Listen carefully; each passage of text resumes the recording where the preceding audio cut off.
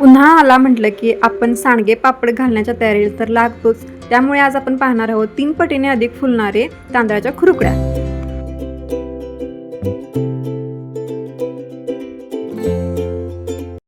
Hello everyone. तर तुम्हा सर्वांचं खूप खूप स्वागत आहे धनु रेसिपी या चॅनलवरती. मी हे घेतलेले आहेत रेशनचे तांदूळ. गेले 4 ते 5 दिवस झाले हे तांदूळ मी भिजत ठेवलेले होते. सकाळी संध्याकाळी ह्या तांदळातलं पाणी मी काढून घ्यायचे आणि आज आहे या तांदळाचा शेवटचा म्हणजेच 5वा दिवस.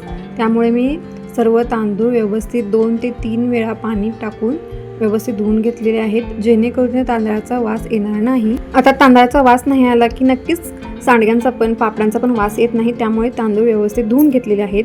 आता हे तांदूळ धुवून झाल्यानंतर मी एक साडी पसरून घेतली आणि त्या साडीवरती उन्हामध्ये हे तांदूळ व्यवस्थित असे पसरून घेतलेले आहेत.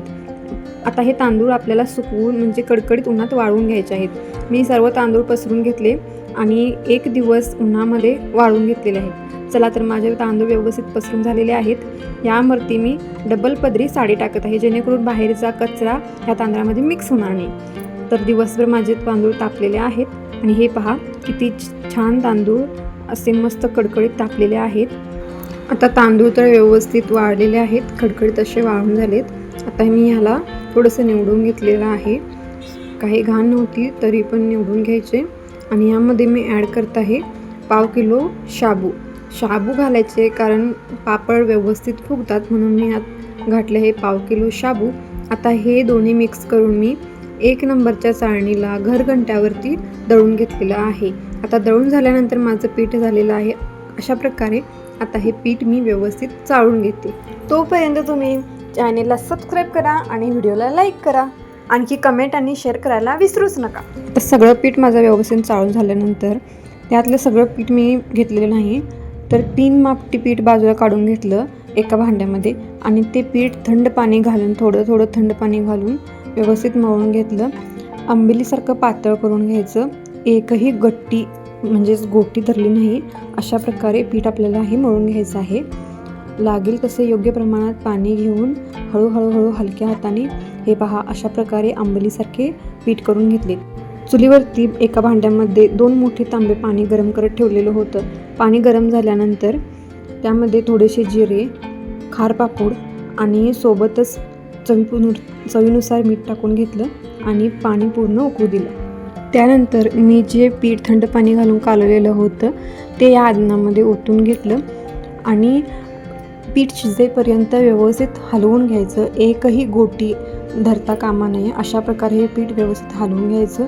हे पहा अशा प्रकारे पीठ माझं शिजून तयार झालेलं आहे. आपण तयार केलेलं पीठ व्यवस्थित शिजले तरच पापड फुगतात, नाहीतर पापड होत नाहीत व्यवस्थित.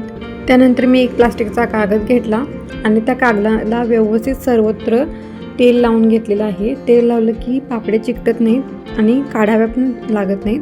आता हे शिजवलेलं पीठ आपण गरम ह्याच्या खुरकड्या घालून घ्यायच्या आहेत. म्हणून मी पाण्याचा हात लावून साचे भरून घेतले आणि पटापटा अशा मोठ्या खुरकड्या करून घेतल्या. मोठ्या खुरकड्या करायच्या, तळून पण व्यवस्थित निघतात. आता हे पहा अशा प्रकारे खुरकड्या माझ्या लगेच तयार करून झाल्या. आता पीठ गरम असताना केलं की खुरकड्या फास्ट होतात. आता संध्याकाळी बघितलं तर खुरकड्यांना काढायला पण लागलं नाही, ते आपोआपच उचलून येत होत्यावरती. काही वाळलेल्या होत्या तर जिथे जाड पडलेलं होतं ते वाळलं नव्हतं, म्हणून मी दोन्ही सेपरेट करून घेतल्या. वाळलेल्या होत्या त्या बाजूला काढून घेतल्या आणि थोड्या कच्च्या होत्या त्या परत उन्हामध्ये ठेवण्यासाठी सेपरेट करून ठेवलेल्या आहेत.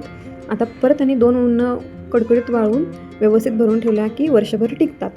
आता यातल्या काही वाळलेल्या मी तळून बघितल्या. 2 प्रकारच्या केल्या होत्या, एक लाल आणखी सफेदमध्ये. तर हे पहा अशा प्रकारे मस्त अशा 3 पट अगदी फुललेल्या आहेत.